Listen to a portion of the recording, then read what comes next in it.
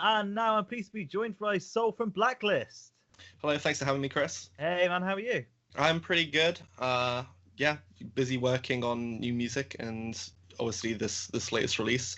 So Been nice and busy then. yeah, Perfect. So last time we spoke, you just released Replacer, haven't you? Just back in December. yeah, 18th of December. Yeah, Yes. how do you feel that went then?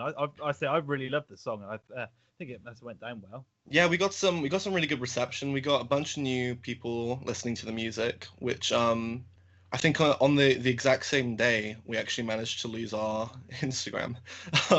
So we had to make a new one. Um, but we got a bunch of people listening to it, which was exactly what we wanted. So hopefully we'll have some people singing along next time we're able to play it live. So. Hopefully. So yeah, you've had a lot of problems with your socials, haven't you? Yeah. Oh God, yeah. So when the whole pandemic and lockdown started, we were initially sharing other people's music. We were doing a weekly solidarity thing where we would share a band that we've either played with or we know about or are friends with.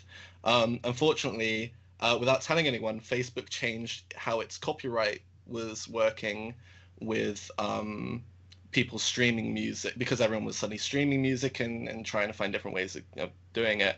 And they said, "Oh, this is not your music," and just deleted our page. And it was just, yeah. So that was fun. Yeah, especially it's completely typical though when it's the day of your release and they decide to.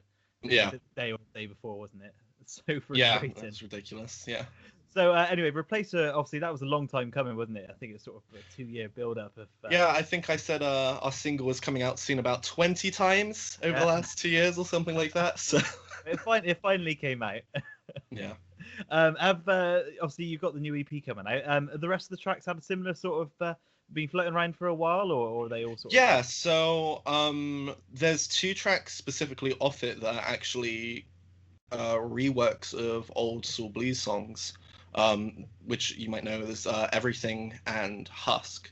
But they've had their own sort of feel pushed into it, especially the song Everything, which is kind of more where I wanted the song to be when I initially wrote it and recorded it for my solo stuff.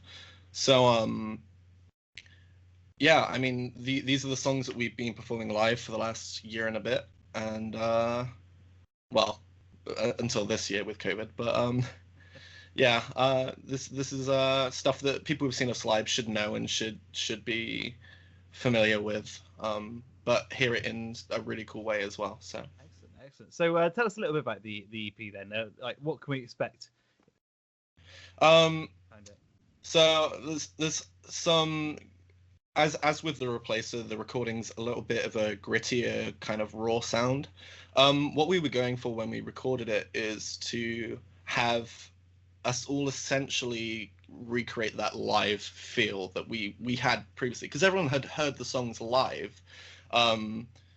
So we didn't want to lose anything by having, okay, we're going to have drum track here, and then I'm going to play bass on top of that, and then Elliot's going to play guitar. So what we did was we actually had Joe, who's our drummer, actually in the room, laying down the drum track. I was in there with him, playing the bass, and the bass was then feeding into a little mic booth, recording the amps there. And then Elliot was actually in the mixing desk, playing some live amp guitar stuff in there. So we were all synced. I think even Husk took only one take. We did the first take on that and went, oh, okay. And that's one of our favorite songs off the EP as well. So yeah, there's something I really love about the like people that do the sort of live studio recordings. It just sounds so like sort of raw but just like you can really feel the sort of the emotion and the power behind it. Can't you? Yeah. As soon as the drums are like hitting with some sort of energy, you start hissing a bit with the bass, and then you go out of time, But you fix that in post though, can't you? Oh, so are you planning on releasing any singles from the EP or? No, our initial plan was we wanted to get some more gigs outside of Bristol, but to have anybody who was interested in booking us gigs and stuff, we needed to have an EP out. And that's how it was about a year and a half ago. So we did it. We did the EP. And then when we were in the stages of mixing it, COVID hit. So we thought about, okay, what if we just release them as singles and then build it up? But we've had this for so long now, and we don't know when Facebook's going to delete our stuff again. So we might as well just, push it out as one product and then focus on the next stuff, the next phase as well. So. Fair enough. So, obviously, you're looking to get more gigs outside of Bristol. Obviously, I've seen you guys in Bristol. So, is there anything sort of lined up at the moment, or is it? There's nothing lined up at the moment. We're currently looking at starting rehearsals back up again because we took a break. But I'm actually in the process of buying a new bass guitar. Excellent. And recording some new stuff that we'll take to rehearsal studios as well. And flesh out a bunch of different sets and then work out some stuff from there, because I know some gigs are possibly coming back maybe in May, some social distance gigs or something, so we're going to have a look at that and see if we can maybe get something there, or maybe do some live stream gigs as well. Obviously, hopefully that doesn't result in you breaking Facebook's rules and regulations. Yes. We don't want to touch anywhere around that. Well, let's play something off the EP, shall we? What track do you think we should play? Let's play Control. Control, perfect. So go ahead and introduce it then. My name is Saul. This is Control from Blacklist.